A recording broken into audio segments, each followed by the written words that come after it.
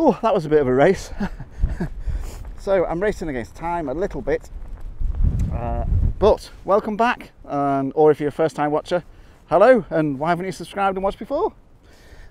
So back up in the mountains and the lakes. Look at that. I'll just give you a few moments to kind of appreciate the scene. Look at that, just incredible. And I think the sun is going to come out soon, so that's why I was racing against time, because I'm shooting towards the sun. But I also raced against time because I had to come up. There's a road kind of down there, so I'm parked a bit where the end of this lock is down there, but there's no path.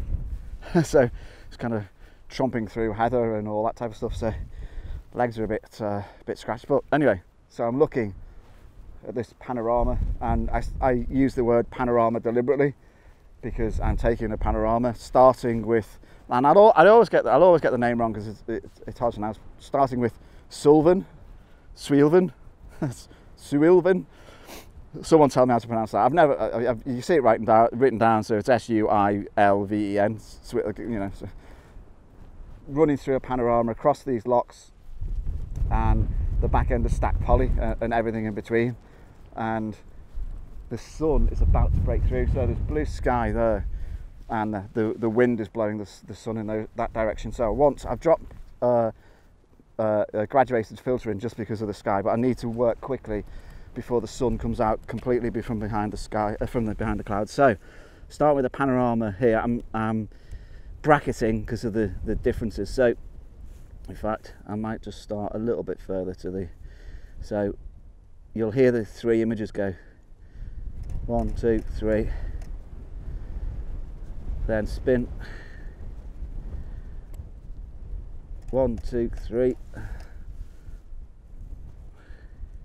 spin a bit more. It's a bit bright there, so I'll just drop that down a bit,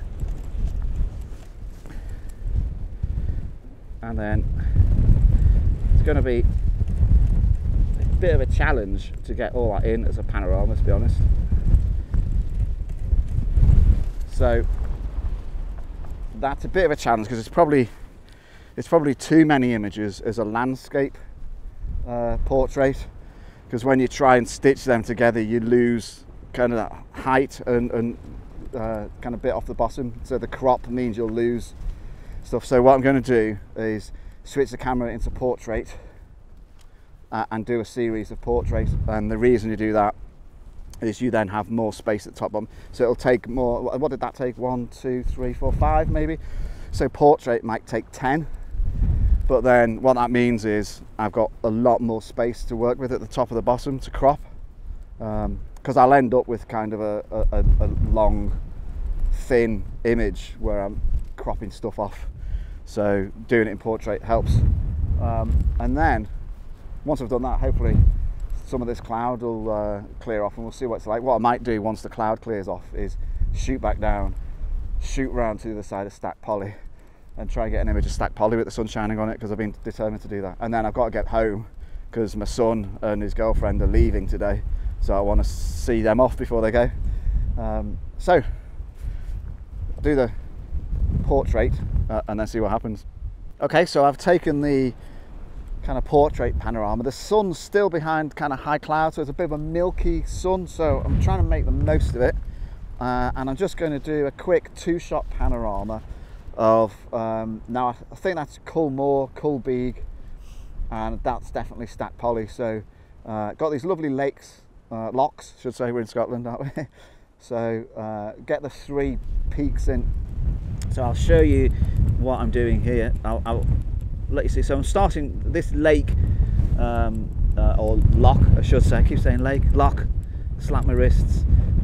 It's quite nice in front of Culmore, and then there's obviously this smaller lock here in the foreground. So I'm going to take that. I'm predicting again a black and white, and I'm just going to spin that to get stack poly in, so you can see that is, you know what I did there? Did that, I forgot I was bracketing, so I'll have to take that again.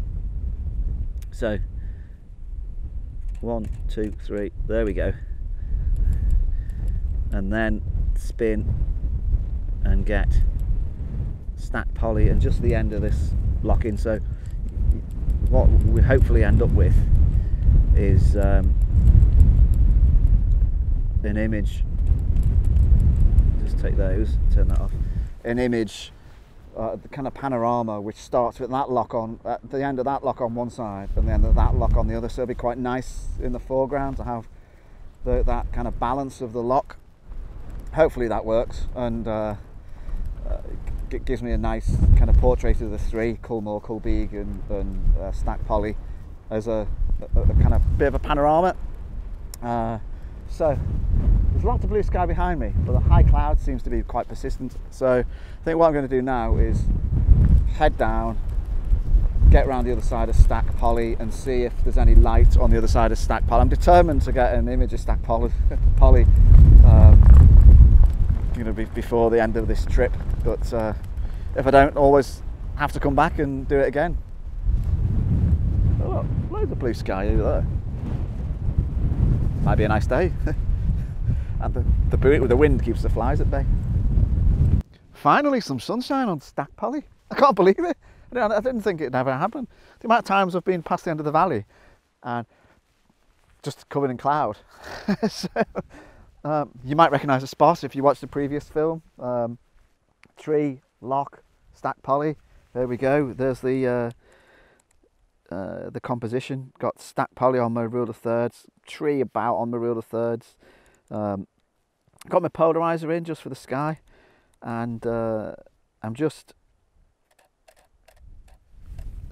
as I speak, the sun's gone in. I actually took a couple of images before I started talking to you because I thought the sun might go in, but it seems to be coming and going.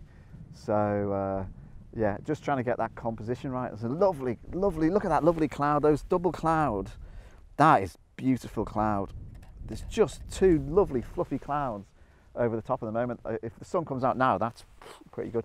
The other thing I'm doing is I'm going to take an image with the focus on Stack Poly, an image with the focus somewhere in the kind of mid-ground, maybe that little bit of headland, and then an image with the focus on the tree, and then I'll stack those images to get kind of maximum depth of field. Come on, sun, come on, sun, sun, sun, sun, sun, come on. Just get the sun coming. I think those clouds are going to move before the sun comes out. But I'll take some images anyway.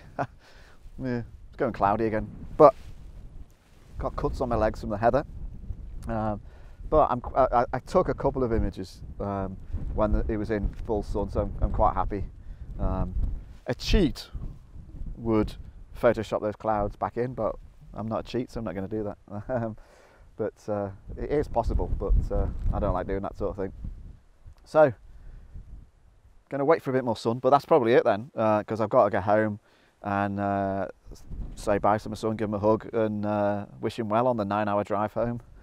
So, might take a couple more. I'm going to jump in the car, go and see him. So, hope you enjoyed that quick trip. Here comes the sun again. Take a few more, and I'll see you soon. Cheers. Bye.